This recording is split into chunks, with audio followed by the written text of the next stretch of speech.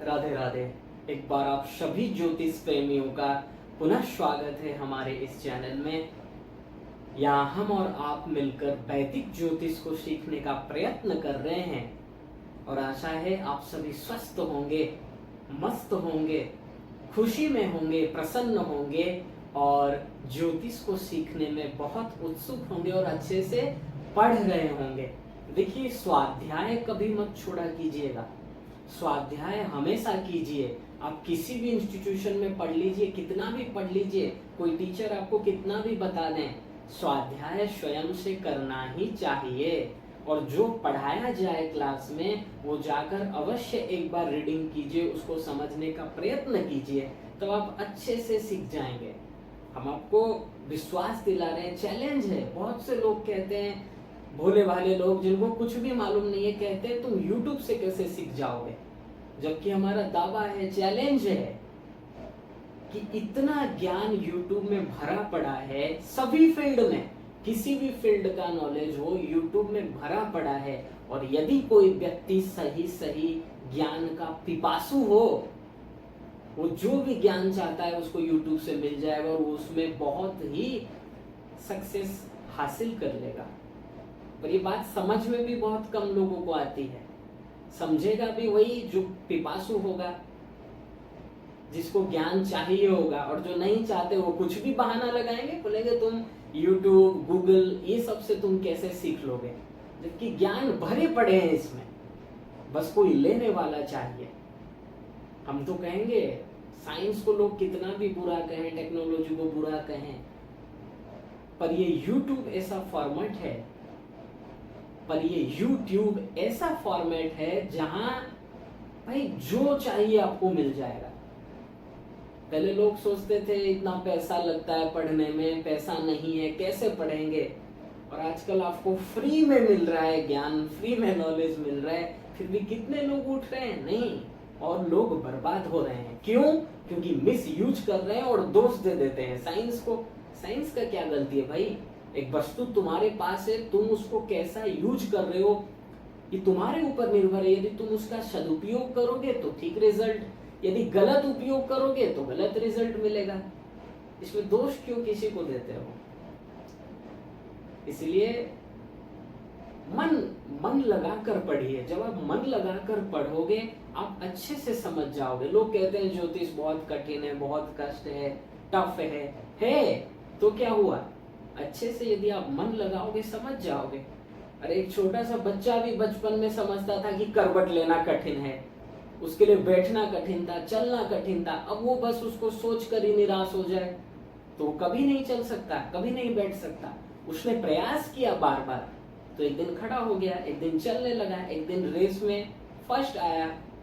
तो सब चीज अभ्यास से होगा। आप लोग अभ्यास कीजिए। और आज श्री कृष्ण छठी महोत्सव है, अर्थात आज प्रभु को 6 दिन हो गए। जन्माष्टमी में भगवान जन्म लिए थे, आज भगवान को 6 दिन हो गए हैं। और आज ही के दिन भगवान ने पूतना का उद्धार किया था। आप लोग जरूर आज ये कथा श्रवण कीजिएगा। भागवत के 10वें स्कंद के 6ठे अध्याय में इस कथा का विस्तार से वर्णन आया है। बहुत ही सुंदर चर्चा है, जरूर श्रवण कीजिएगा, आनंद मिलेगा। क्योंकि देखिए, हमने पहले भी कहा था भाई, भगवान को छोड़कर तुम कितने भी बड़े ज्ञानी हो जाओ, विद्वान हो जाओ, सब जीरो है, व्यर्थ है, परम निंदनीय है, परम निंदनीय। भगवान को मत भूलिए, सब कुछ भूल जाइए चलेगा, लेकिन भगवान से श्रद्धा, भगवान से विश्वास ये ना हटे। क्योंकि हमारी असली पूंजी है भगवान, हमारे जीवन दाता है भगवान। अभी हम आपके सामने कुछ बोल पा रहे हैं भगवान की कृपा से, आप लोग सुन रहे हैं भगवान की कृपा से, हम आपको पढ़ा रहे हैं, ये भगवान की कृपा है, सब कुछ कृपा। इसलिए भगवान की कृपा को कभी मत भूलिएगा, सदा भगवान का स्मरण कीजिए और भगवान का महोत्सव आनंद से मनाना चाहिए। तो चलिए हम चलते हैं उसी पाठ्यक्रम में जहां पिछले क्लास में हम 27 नक्षत्रों के बारे में पढ़े थे और आपको बताया गया था नक्षत्र 27 ही नहीं है, नक्षत्र अनंत हैं। कोई प्रश्न यदि करे आपसे अनंत नक्षत्र कैसे हो गए, हम तो 27 पढ़े हैं, तो तुरंत उसको उत्तर देना भाई अनंत कोटि ब्रह्मांड हैं और एक एक ब्रह्मांड में अनंत कोटि आकाश गंगाएं हैं। और एक एक आकाश गंगा में अनंत कोटि नक्षत्र हैं, इसलिए नक्षत्र अनंत हैं। ज्योतिष में फलित में 27 नक्षत्र को हम समझेंगे, जिसका नाम आपको क्रमशः बताया गया था। एक बार याद कर लीजिए क्या क्या। अश्विनी, भरणी, कृत्तिका, रोहिणी, मृगशिरा, आर्द्रा, पुनर्वसु, पुष्य, अश्लेषा, मघा, पूर्वा फाल्गुनी, उत्तरा फाल्गुनी, हस्त, चित्रा, स्वाति, विशाखा, अनुराधा, ज्येष्ठा, मूल, पूर्वाषाढ़ा, उत्तराषाढ़ा, श्रवण, धनिष्ठा, शतभिषा, पूर्वा भाद्रपद, उत्तरा भाद्रपद, रेवती। ये 27 नक्षत्रों का नाम है, आप लोग कंठस्थ कर लीजिएगा। यदि आप वास्तव में अच्छे ज्योतिषी बनना चाहते हैं, इन 27 नक्षत्रों का नाम तो कंठस्थ होना ही चाहिए, और इनके स्वामी को भी याद रखिए। जैसे अश्विनी का स्वामी केतु, भरणी का शुक्र, कृत्तिका का सूर्य, रोहिणी का चंद्रमा, मृगशिरा का मंगल, आर्द्रा का राहु, पुनर्वसु का गुरु, पुष्य का शनि, अश्लेषा का स्वामी बुध, और उसके बाद आया मघा। फिर वैसे ही इसी क्रम में चलेगा।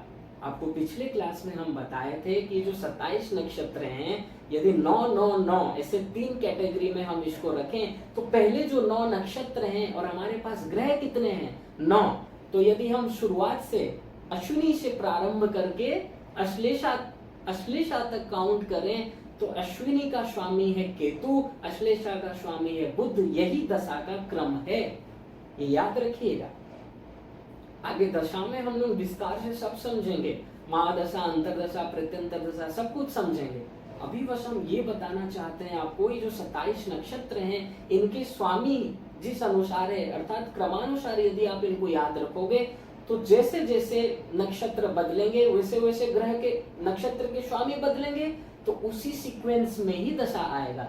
जैसे मान लीजिए अभी हम कहेंगे किसी जातक को गुरु की महादशा चल रही है, और आपसे प्रश्न करेंगे कि इस गुरु की महादशा के बाद, महादशा हो, अंतरदशा हो, कुछ भी हो, गुरु की महादशा के बाद कौन सी महादशा आएगी, तो नक्षत्रों में गुरु के बाद, गुरु का नक्षत्र पहला क्या आता है पुनर्वसु, उसके बाद क्या आता है पुष्य, तो गुरु के बाद पुष्य नक्षत्र आया, मतलब पुनर्वसु के बाद, तो पुष्य नक्षत्र का स्वामी कौन है शनि। इसका मतलब गुरु के बाद शनि की दशा आएगी। फिर मैं पूछूं शनि के बाद कौन सी दशा आएगी, तो पुष्य के बाद कौन सा नक्षत्र आता है अश्लेषा, तो शनि के बाद बुध की दशा आएगी। अब आप लोग अच्छे से समझ गए होंगे, कोई डाउट नहीं होगा। तो ऐसे ही नक्षत्रों को याद कीजिएगा, नक्षत्रों के स्वामियों को याद कर लीजिएगा, और ये 2-4 बार बस आप पढ़ेंगे, ध्यान देकर हो जाएगा, चिंता मत कीजिए। तो नक्षत्रों के स्वामी का जो सीक्वेंस है उसी हिसाब से दशाएं आती हैं।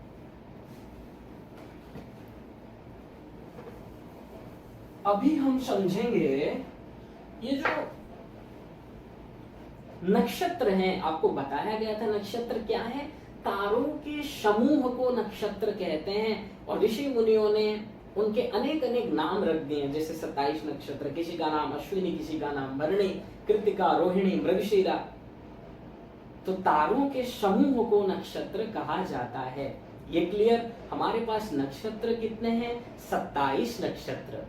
तो यदि आपसे कोई पूछे एक नक्षत्र का मान कितना है, जिसे हम आपको बताए थे एक भाव का मान, अर्थात यदि ब्रह्मांड 360 डिग्री है, उसको हम 12 संभाग में विभाजित किए, तो एक भाव का मान है 30 डिग्री, और 30 into 12, 30 into 12 is equal to 360 degree, तो एक ब्रह्मांड का मान है 360। ऐसे ही यदि हम पूछेंगे एक नक्षत्र का मान कितना है, तो 360 ब्रह्मांड का मान, उसको हम 27 संभाग में विभाजित करेंगे, तो हमको मालूम पड़ जाएगा नक्षत्र का मान कितना है। ध्यान से देखिए, 360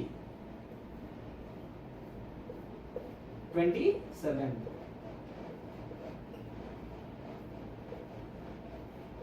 तो 9 रिमाइंडर बचा। अब ये 9 क्या है, देखिए पहले समझ लीजिए, 1 डिग्री होता है 60 मिनट, और 1 मिनट होता है 60 सेकेंड। डिग्री को अंश भी कहते हैं, मिनट को कला भी कहते हैं, सेकंड को बिकला भी कहते हैं। गणित, ज्योतिष और पंचांग में बताया गया है।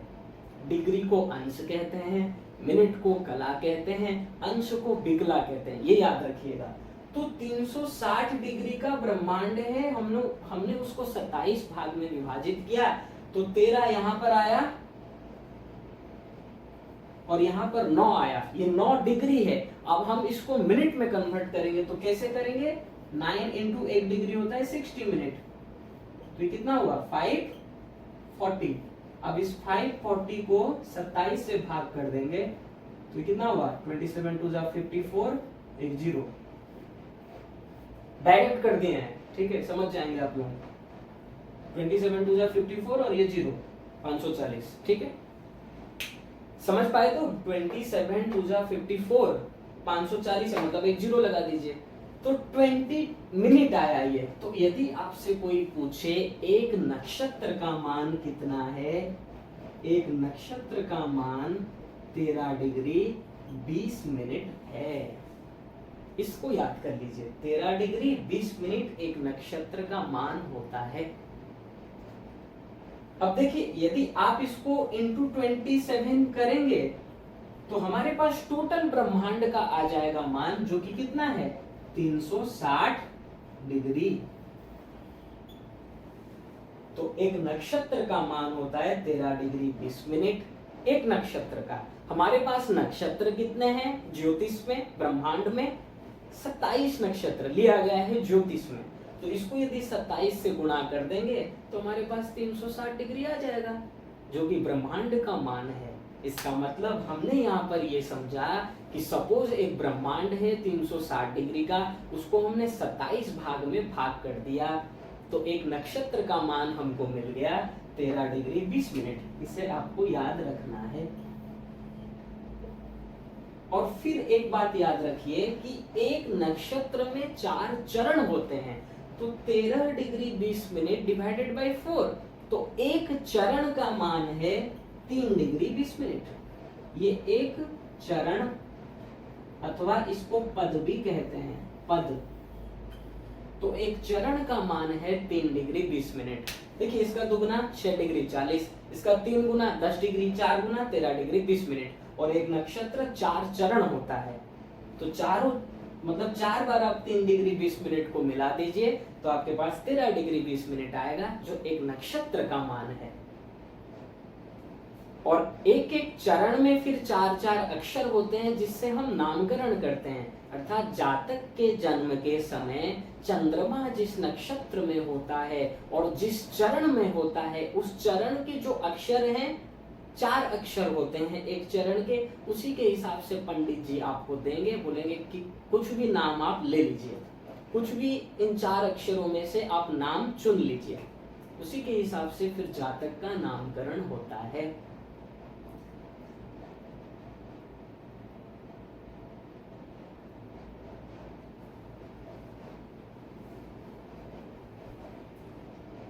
तो यहाँ पर हम और आपने समझा कि 27 नक्षत्र हमारे ज्योतिष में लिए गए हैं। एक नक्षत्र का मान हमने पाया 13 डिग्री 20 मिनट, एक चरण का मान हमने पाया 3 डिग्री 20 मिनट, और फिर हमने समझा कि एक चरण में 4 अक्षर होते हैं, उसी के अनुसार फिर जातक का नाम रखा जाता है। आज इतना ही रखेंगे। नेक्स्ट क्लास में हम फिर इन नक्षत्रों का विस्तार समझेंगे, अंशात्मक विस्तार।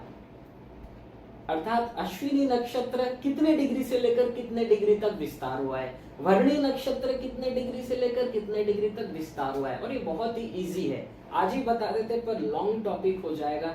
आज इतना ही रहने दीजिए, आप लोग समझ गए होंगे। यदि नहीं समझ पाए, देखिए कुछ नहीं है, बस मैथमेटिकल प्रोसेस है, उसी से ही निकालना है। बहुत ही इजी है, बहुत ही सरल है। आप लोग एक बार देखिएगा ध्यान से, हो जाएगा।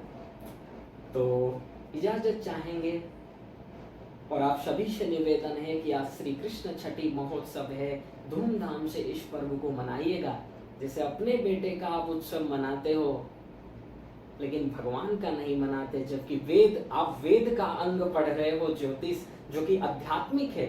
और आज का इस समय का दुर्भाग्य ये है कि ज्योतिषी लोग केवल लोगों को अपने से जोड़ रहे हैं और इतने कुंडली विश्लेषण तक ही सीमित रख रहे हैं।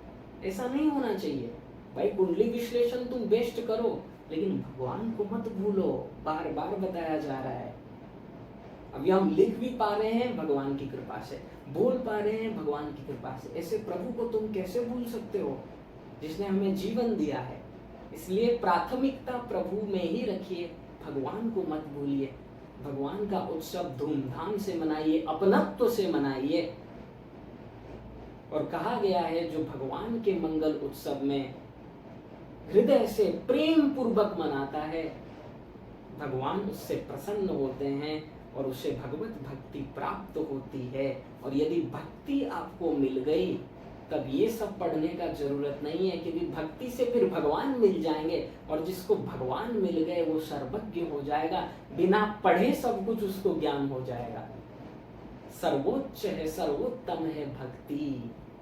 इसलिए एक ज्योतिषी का कर्तव्य होता है वो पाठ तो पढ़ाए ही, लेकिन जो रियल हमारा उद्देश्य है, ज्योतिषी का क्या काम क्या है, वो भविष्य बताता है। और लोग सोचते हैं वो भविष्य सुधारता भी है, वास्तविक ज्योतिष सुधारता है, क्योंकि वो ठीक ठीक उपदेश आपको देगा। और जो केवल पैसा कमाने के चक्कर में रहेगा, वो केवल इतने में ही आपको सीमित रखेगा कि कैसे उसका लाभ हो, कैसे उसके ज्यादा से ज्यादा कस्टमर आए। ज्योतिष को ही बस पढ़ाएगा, भगवान के बारे में नहीं बताएगा, क्योंकि भगवान के बारे में बताएगा तो लोग फिर उधर भक्ति करने लगेंगे, उसके कस्टमर कम होने लगेंगे। फैक्ट बात हम बता रहे हैं, फैक्ट को बताने में कोई दिक्कत नहीं है। जो सत्य है वो तो सत्य है ही, सत्य को कोई नहीं रोक सकता, कोई नहीं बदल सकता। इसलिए हम आप सभी से भी आशा करेंगे, आप जब ज्योतिष सीख जाएं तो ज्योतिषी देखिए आप कुंडली विश्लेषण करेंगे या फिर एजुकेशन देंगे, कुछ भी देंगे, दक्षिणा आपको मिलेगा, लेकिन लोगों को ठीक ठीक उपदेश भी दीजिए। ये आपका कर्तव्य है, केवल पैसा कमाना आपका कर्तव्य नहीं है। पढ़ाओ, ये तो मटेरियल एजुकेशन आप दे रहे हो, इन लोगों का कैसे कल्याण हो सके, जजमान का कैसे कल्याण हो, वो ज्ञान भी हमें देना है।